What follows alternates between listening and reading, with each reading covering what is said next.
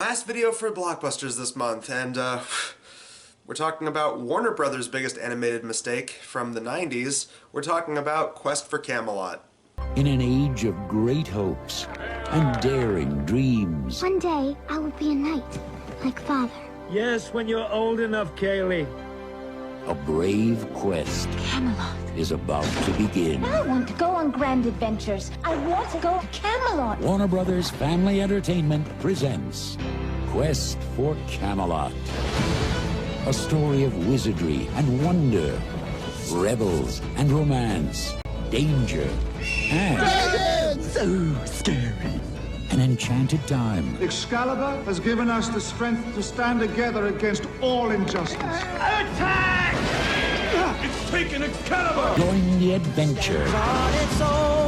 Witness the wonder. Reaching for the sky, I stand alone. Share the romance. All by myself, I stand alone. Quest for Camelot. Before we start, I want to paint a little picture and show that in the 90s, Disney was doing really well with, the Disney Renaissance. They had hit after hit after hit. They had, Beauty and the Beast, Aladdin, Lion King. While every other animation company was trying to keep up with them, whether it was the low-budget, straight-to-video knockoff companies or the other big animation studios like Warner Brothers. And obviously, this was around the time that Katzenberg left Disney and he went off to try and pursue his own company with DreamWorks, and they kind of did Quest for Camelot, but they did it right with Shrek. And obviously we still know Shrek to this day. But Quest for Camelot seems to be one of those movies that people know for being really bad, or people seem to have forgotten about entirely. The three big animated films that they had that were theatrical, at least in the 90s, was Iron Giant, which was really good. Don't Dance, which, while not a personal favorite of mine, is far from a horrible movie. It's not bad. And in fact, the one thing I can give that movie versus Quest for Camelot is that that movie at least felt like it was trying to be its own thing. It had its own unique art style. It had its own kind of fast-paced, kind of Warner Brothers, Looney Tunes-ish type of humor. It felt like it was trying to do its own thing instead of just copying what Disney was doing. And I think that was the same year that Disney had Hercules. And then this movie comes out, and from what I can tell, the original script was supposed to be its own movie, but then after a bunch of studio meddling and interference from executives, they just came in and said, no, that's cute what you're doing, but like, this is what you have to do. You have to make it more like what Disney's doing, okay? Just make it more Disney-ish. People will love it. Your own original concept, that's not good enough here. In other words, it's exactly what happened when Paramount got the script for Cool World, and they were like, yeah, that's cute, but like, no, we want to do it our own way. We're gonna steamroll this whole thing. In this animated tale, Kaylee dreams of being one of the Knights of the Round Table. She gets her chance when the fabled sword of Excalibur is lost. Without the power to protect him, King Arthur falls victim to Ruber, an evil knight bent on destroying Camelot. Arthur's only hope is that Kaylee will find the sword. She gets some invaluable assistance from Merlin's trusty falcon, a dragon with a split personality, and a sweet blind man named Garrett. 6.2 out of 10 on IMDb. So far, this is the highest rated movie that we're going to be looking at for Blockbusters this month. And that's saying something. So of course, the movie takes place in medieval times during the years of King Arthur and Excalibur and the Knights of the Round Table and all that kind of thing. And our main character starts off as a little girl. Her name is Kaylee. And her father is one of the Knights of the Round Table. Just so you know that he's going to be a goner because it's an animated movie. And naturally, the main character has to have at least one parent because, according to some executives, that makes them more relatable. They have this moment where they're having fun together, and then the dad has to go off. I'm coming with you, Daddy. Yes, when you're old enough, Kaylee. I will take you to Camelot, I promise. The only thing that was missing was him wearing a red shirt and a piece of paper on his back that says, "I'm dead as a motherfucker." So after some really bland opening credits, we see the Knights of the Round Table discussing things with Arthur, and while every other knight looks like a regular person, they keep highlighting this one guy who's like this big, brutish, goblin-looking dude, and you just know he's going to be the villain. Not just because of the way he looks, but the fact that he's voiced by Gary Oldman. So this guy, Ruber, is obviously our main villain. He tries to kill King Arthur right then and there, but the knights take him down. Kaylee's dad gets killed in the crossfire. Who could have seen that coming? And later they take his remains to bury him with honor near his family. And of course that makes Kaylee really upset, and then we just jump forward 10 years later, and now Kaylee basically has turned into a knockoff Belle from Beauty and the Beast. Not only does she look like Belle, she also does that thing where she's running through a field with her arms out and singing to the skies about how she wants more out of life.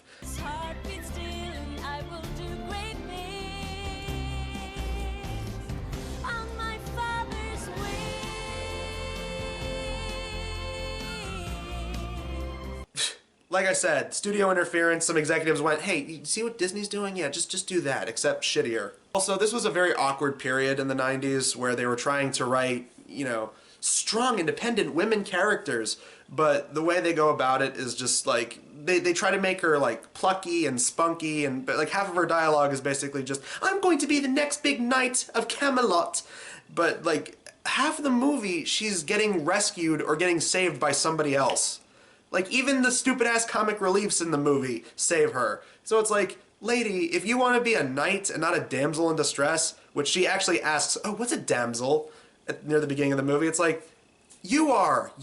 What is a damsel anyway? Excalibur ends up getting taken by a griffin, which we later find out is working with Ruber, and Ruber is planning this big revolution to try and take over Camelot. And he wants to wield Excalibur so that way he has the power, or whatever. And so, you know, while there are knights and, you know, men, you know, trekking the countryside to try and figure out where Excalibur could have gone, Kaylee is just told to stay at home and try on a dress. But then Ruber shows up because apparently he needs Kaylee's mom to lead them into Camelot because, you know, she's the wife of one of their old knights. So they're going to use her as a way to get in. And then this results in one of the worst songs in the movie. And this movie does not have a very good soundtrack to begin with, and I'm going to be complaining about the songs all throughout this thing, but Gary Oldman, he cannot sing. Let's go back to war and violence. I'm so bored with peace and silence!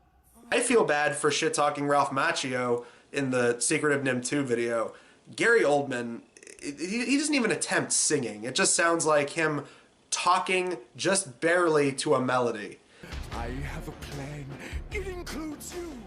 You, Giuliano, lead me to Camelot, where I will claim all that is mine. One of the other main problems with this movie is its pacing, because instead of trying to show some of these things that are going to be crucial things in the movie, they just kind of blow right through them. Like, this guy's big plan is to use this potion, which in the song he says he got from some witches, and there's a fucking Acme label on it. It feels like that was Warner Brothers' way of going, yeah, we did that in Warner Brothers cartoons in the past. Yeah, see, it's a little throwback for you.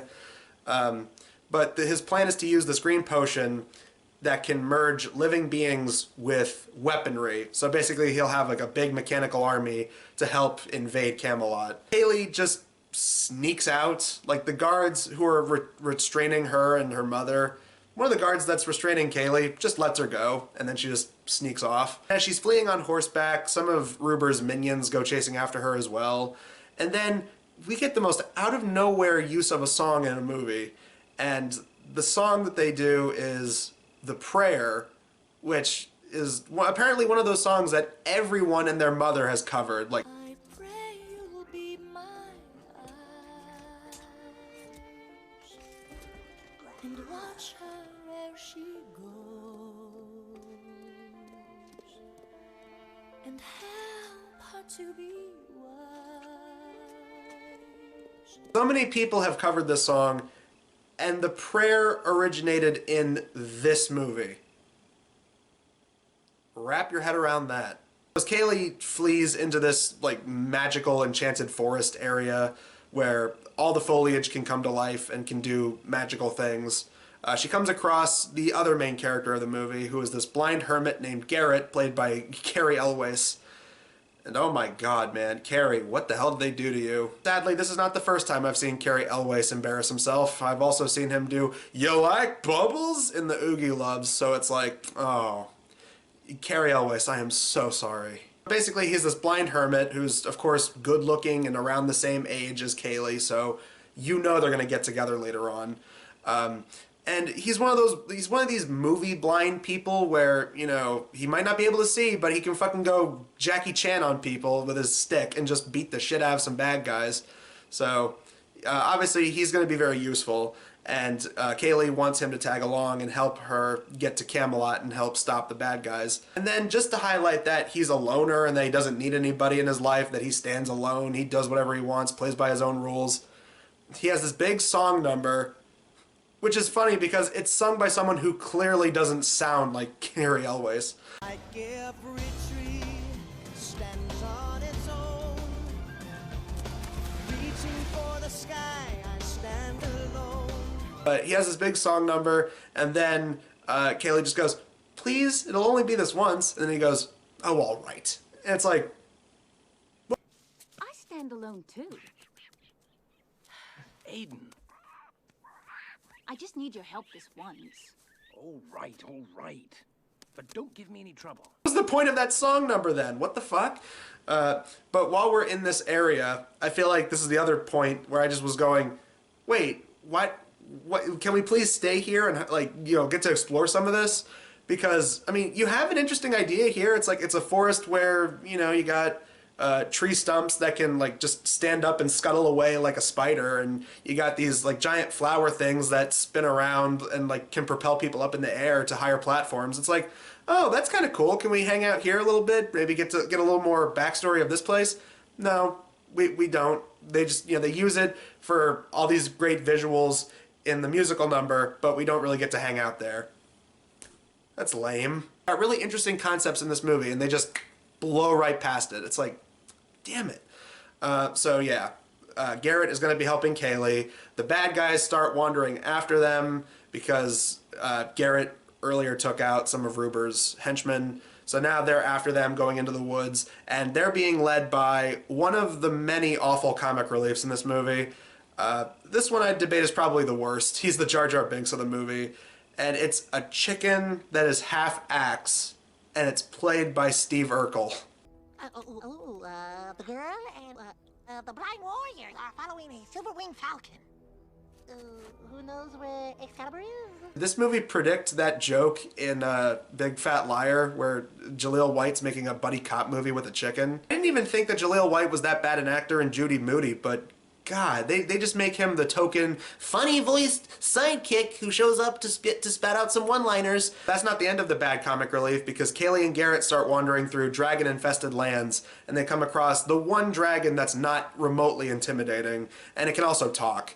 And it's a dragon that has two heads and two clashing personalities. It's kind of like a cat dog of dragons. And it's the weirdest pairing of comedians. Like, you have one who's kind of foppish and persnickety and British, and the other one's kind of slovenly and is a party animal. And they're voiced by Eric Idle and Don Rickles.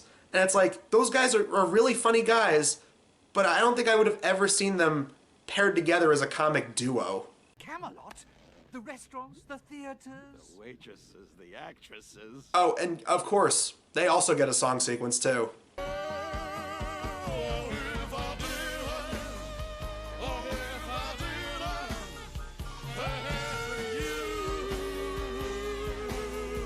Basically, the dragon in this movie feels like it's just there to be like the genie in Aladdin. And there was a lot of animated movies that tried doing this. It's like, oh, let's get a funny sidekick character who's voiced by a popular comedian. Sometimes it works, other times it doesn't.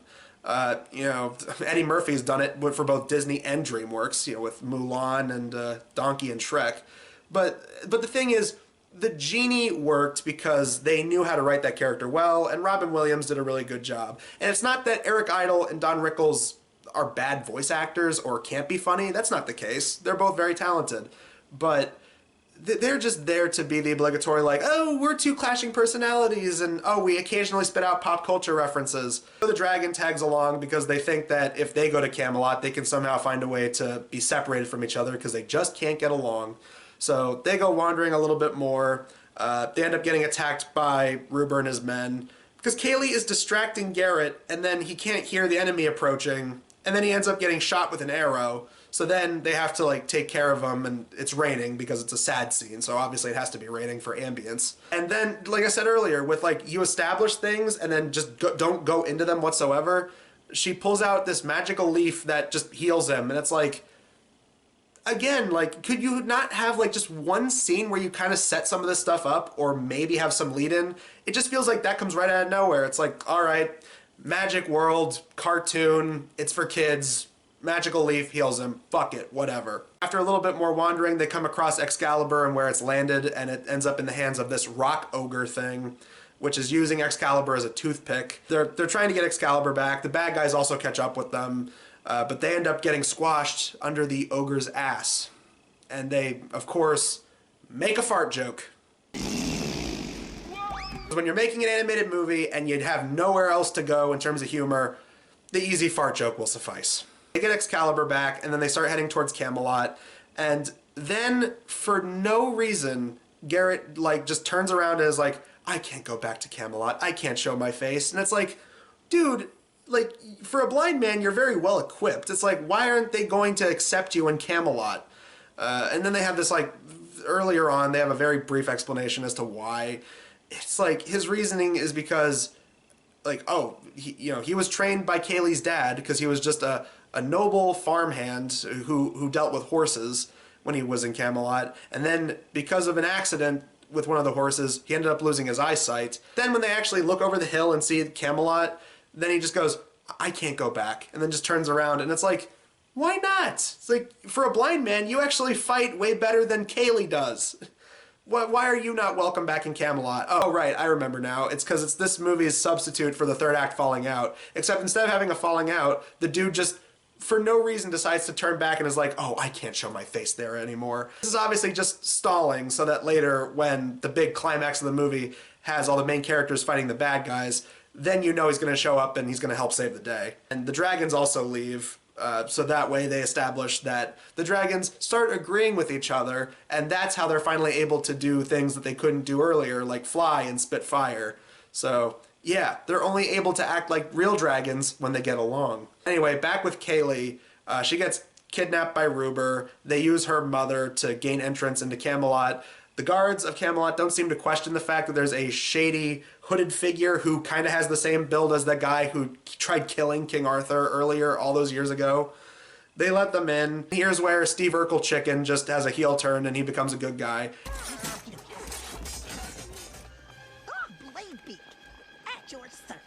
I kind of figured that they weren't going to have him be a bad guy because he's another comic relief character. He's not really evil, so it's like, okay, yeah, it makes sense that he would join the good guys. Come on, you could have had like a scene where Kaylee and him are talking, and then, you know, maybe that's when he's like, oh yeah, I never really belonged here with these guys anyway. I'll help you, lady. But no, that don't happen. He just looks at her and just goes, at your service. Here's where I was talking about pop culture references. They not only play the Superman theme when the dragon is flying.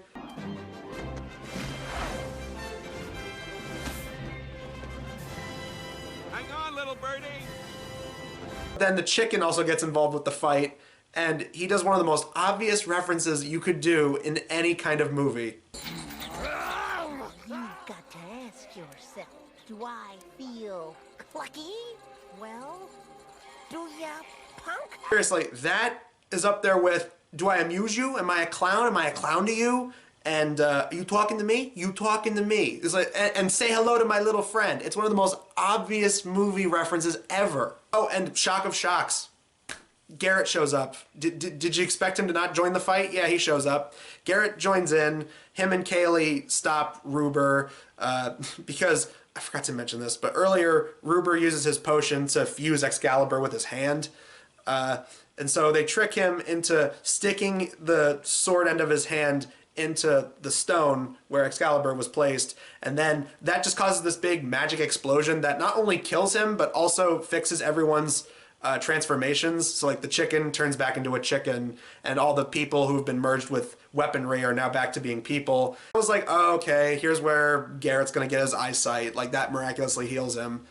No, he still just gets to be blind. Then I was thinking, okay, well maybe it's because, you know, it just affected people who were transformed by Ruber's evil magic, so maybe that's what it was. But no, they have the dragons temporarily separate, and then they're like, oh, like, I can't live without you after all, and then they fuse back. And it's like, so the dragon gets the opportunity, but the guy who's blind, who helped save the day, you don't give him that opportunity? To some time later, Kaylee and Garrett are knighted, and basically they get married.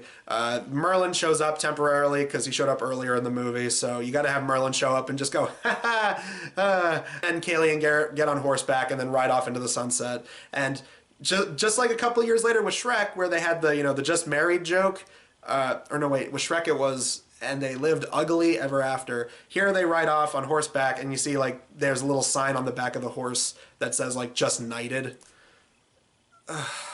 Overall, the thing with this movie is that it just screams of, we really want to be like the cool kids at the lunch table.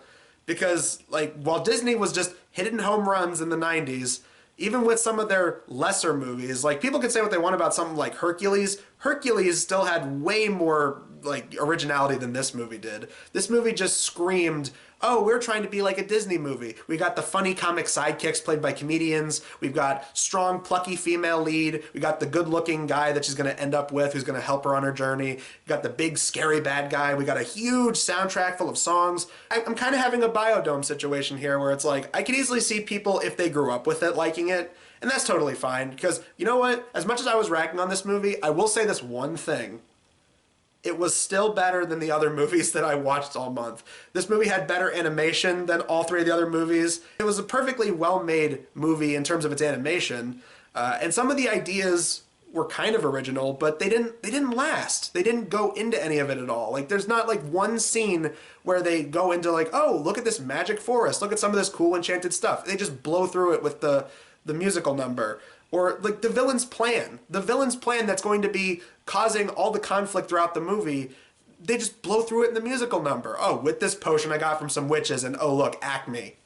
It's like, you couldn't show him getting this potion or even coming up with this plan. And the characters are just, they're either cardboard cutouts or they're just incredibly one-dimensional. I mean, Kaylee is the generic, plucky young heroine who, oh, I want more out of life. I'm going to be the world's greatest knight of Camelot. And it's like, you can't have a character like that when she's continuously saved by other people all throughout the movie. Even the fucking Steve Urkel chicken saves her. Garrett is kind of an interesting character, and they give him some kind of backstory, but that whole like, oh, I can't go back to Camelot, just so that they can have him show up later and, save the day.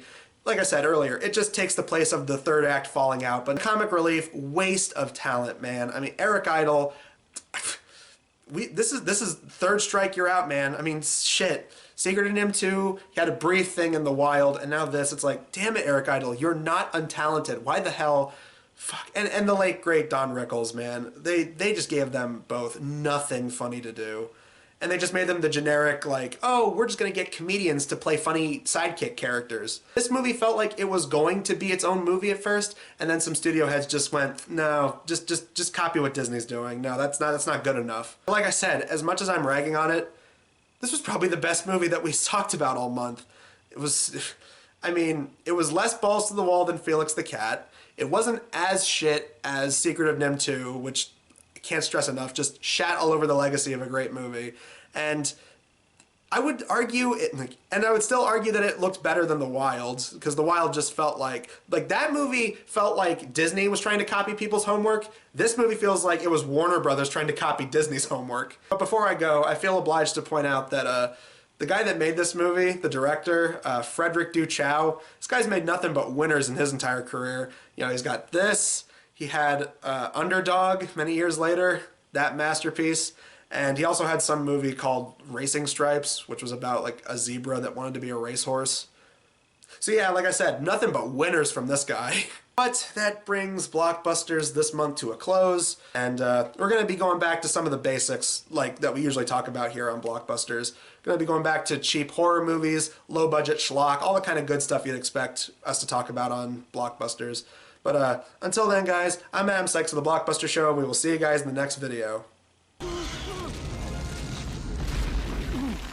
The ogres